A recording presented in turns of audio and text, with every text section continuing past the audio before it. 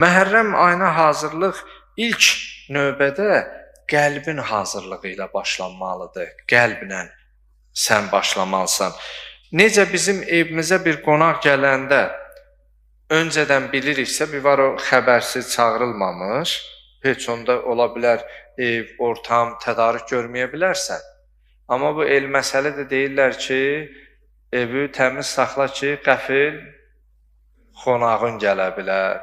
Və yaxud da ki, əməllərində tam dürüst ki, o qonaq məcazi mənada o evi, dünya evini əməllərlə götürmüş olsa, həmi dünya baxımından tətbiq eləmək olar bunu, həm də axirət baxımından. Yəni, dünyəvi baxımdan o gələn qonağa hazırlıq, bir də ki, ölüm də biz bu dünyada əslində qonağıq da. O bəzən bir kənddən digər kəndə, bir yerdən başqa bir şəhərə, ölkəyə gedəndə ki, qonaq deyirlər, o nisbi nöqteyi nəzərdən ərazi, coğrafi baxımından qonaqdır. Amma dünya ilə axirətin də biz baxmış olsaq, hamımız burada əslində nəyik?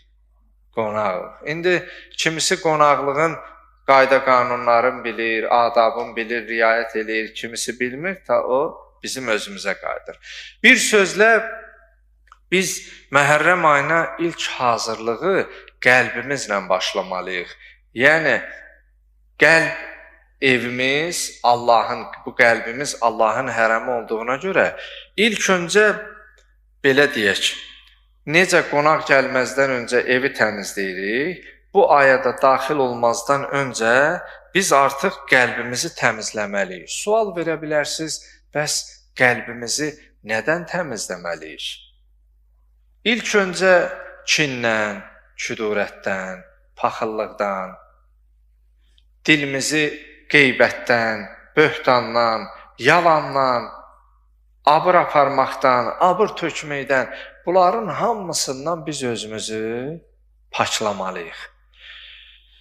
Çünki İmam Hüseyin əleyhissalamın sevgisi pak qəlblərdə yer tutur. Sən nə qədər ruhu paklasın, onun eşqi bir o qədər sənin qəlbə hopacaq.